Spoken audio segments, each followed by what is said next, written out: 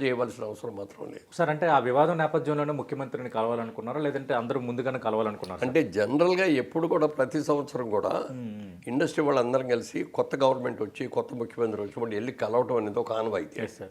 సాంప్రదాయం.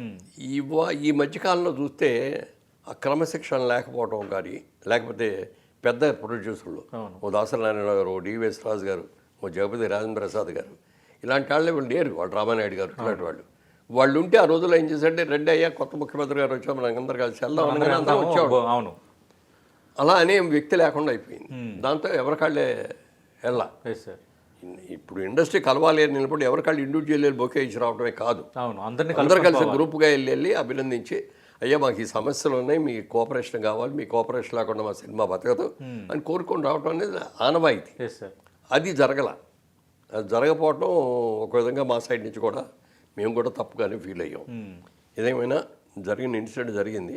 మన ముఖ్యమంత్రి గారిని ఆయన కూడా పెద్ద మనసు చేసుకొని, మాకు ఇంకో అదృష్టం దురదృష్టం ఏంటంటే, సినిమా ఇండస్ట్రీలో యాక్టివ్ ప్రొడ్యూసర్గా పెద్ద ప్రొడ్యూసర్గా ఉన్న వ్యక్తి దిల్ రాజు గారు, అలాగే ముఖ్యమంత్రి గారితో బాగా ఇది ఉండి ఆయన ఎఫ్డీసీ చైర్మన్గా పెట్టడం మూలంగా వెంటనే ఆయన యాక్చువల్గా అమెరికాలో ఉంటే కూడా వెంటనే రండి, గేమ్ చేంజర్ షూటింగ్లో ఉంటే కూడా రండి అంటే ఆయన వచ్చి అపాయింట్మెంట్ తీసుకున్నారు. వెంటనే అపాయింట్మెంట్ ఇచ్చారు.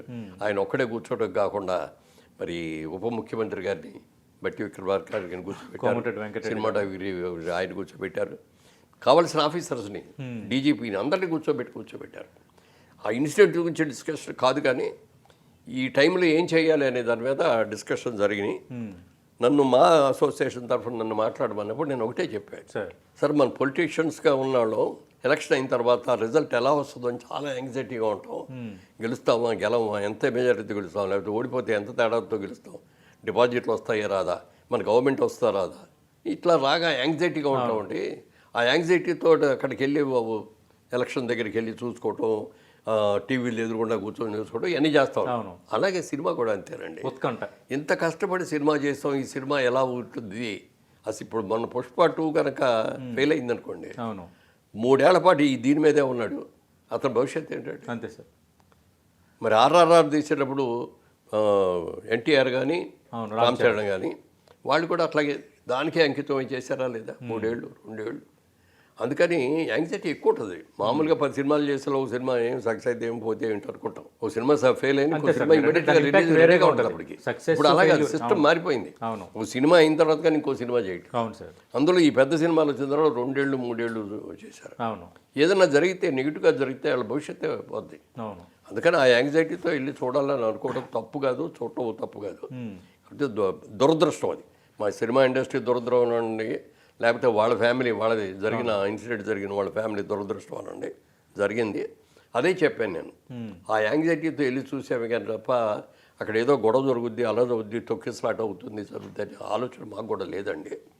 జరిగిన ఇన్సిడెంట్కి రియాక్ట్ అయ్యి ఇట్లా 2 కోట్ల రూపాయలు ప్రొడ్యూసర్ డైరెక్టర్ అందరు కలిసి ఇచ్చారు. మా వెంకటరెడ్డి గారు, మా మినిస్టర్ గారు కూడా ఇచ్చారు, ఆయన సొంత డబ్బులు కూడా. జరిగిన దాన్ని విచారిస్తున్నాం. చనిపోయిన వ్యక్తిని తిరిగి తీసుకురాలేం, కానీ ఆ బతికొన్న వ్యక్తి, ఆ చిట్టకుర్రాడిని, అతనికి బెస్ట్ ట్రీట్మెంట్ అవసరమైతే అమెరికా నుంచి కానీ ఇంకో చోట యూకే నుంచి కానీ డాక్టర్లను కూడా పిలిపించి చేయించి అతను బతికించి మళ్ళీ నార్మల్ లైఫ్ వచ్చేటట్టు చేస్తామని చెప్పి మాట ఇవ్వటం కూడా జరిగింది. అదే జరిగిందండి, ఇంతకంటే వేరే ఏమీ లేదు. ఇందులో చిన్న డిఫరెన్స్ ఆఫ్ ఒపీనియన్లు ఏమీ కాదు అని చెప్పి దుర్ఘటన జరిగిన దానికి ఇండస్ట్రీ అందరూ ప్రతి ఒక్కళ్ళు ఇన్మానస్గా ఫీల్ అవుతున్నాం, సారీ ఫర్ దట్ అని చెప్పి అప్పుడు ఇండస్ట్రీ గురించి కావాల్సి కొన్ని చెప్పామన్నమాట. అది చెప్పినట్లో అవార్డ్స్ ఇవ్వట్లేదండి, మాకు ఎన్ని అవార్డులు వచ్చినా ప్రభుత్వం దగ్గర నుంచి గుర్తించిన అవార్డు వచ్చిందంటే ఘనంగా చూపిస్తాం. దాంట్లో చూడండి ఎన్ని నంది అవార్డులు, ఇన్ని నంది అవార్డులు ప్రభుత్వం దగ్గర నుంచి మాకు వచ్చినాయి అని చెప్పుకుంటే అది మా ప్రాపర్టీ అని ఫీల్ అవుతుంది. ఒక ఆర్టిస్ట్కి కానీ, ఒక టెక్నీషియన్కి కానీ, ఒక డైరెక్టర్కి కానీ, ఒక ప్రొడ్యూసర్కి కానీ వాళ్ళు ₹1 కోటి లాభం వచ్చింది అనుకునే దానికంటే కూడా సినిమాలో బెస్ట్ అవార్డు వచ్చింది మనకి. ఆ గుర్తింపు కూడా వేరు, ఆ గుర్తింపు వేరు, ఆ సంతోషం వేరు. ఇది ఏమో లైఫ్ లాంగ్ ఉంటుంది. అది ఆ సినిమా సక్సెస్ అయినప్పుడు ఒక ఎదుగు 10 లక్షలు వచ్చింది, 50 లక్షలు వచ్చింది అనుకున్నది ఇంకో సినిమాలో పోవచ్చు, ఉండొచ్చు, అది తాత్కాలికమే, బట్ ఇది పర్మనెంట్. అందుకని మీరు తప్పకుండా చేయాలి సార్. ఈ గుర్తింపు కోసం మేము అందరం ఆరాట పడుతున్నాం. అంటే ఆల్రెడీ అప్పుడే దిల్ రాజు గారు వాళ్ళు కూడా చెప్పేశారు వెంటనే, ఆల్రెడీ ఫైనలైజ్ అయిపోయినాయండి. ఈ న్యూ ఇయర్లో మొదలు పెడుతున్నాం, ఓకే. చేస్తున్నాం అన్నారు. చాలా సంతోషం అండి.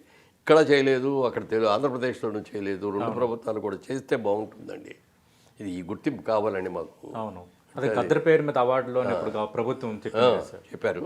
అదే ఆయన పుట్టినరోజు చేస్తారా, ఏ రోజు చేస్తారా అనేది డిసైడ్ అవుతుంది. ఓకే. ఎన్టీ రామారావు గారు ఉన్న టైంలో ఆయన ఏం చేశారంటే ఉగాది పండుగ రోజున మనం నంది అవార్డు ఇద్దాం. చాలా రోజులు అది నడిచింది సాంప్రదాయం. ఉగాది అంటే అవార్డు ఫంక్షన్ అనేది అవార్డు ఫంక్షన్ అంతే. ఇక ఉగాది అంటే అవార్డు ఫంక్షన్. అవునవును.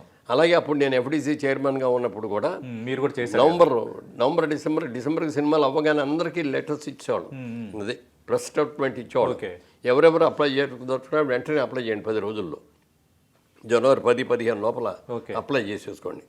వెంటనే మేము కమిటీలు ఇవన్నీ వేసి రెడీగా పెట్టుకుంటాం. సినిమా స్క్రీనింగ్ 2 నెలలు పడుతుంది, 1 నెల పడుతుంది. ఇవన్నీ కూడా చేయాలి. వీటితో పాటు సినిమాలు ఉన్నాయి, టీవీలు ఉన్నాయి, నాటకాలు ఉన్నాయి, అన్నీ చేయాలి. అందుకని చేసేసి ఏప్రిల్లోనే ఎప్పుడో ఉగాది వస్తుంది కాబట్టి ఆ ఉగాదికి చేసేటట్టు చేయండి అని అన్నాం. సక్సెస్ఫుల్గా చేసాం.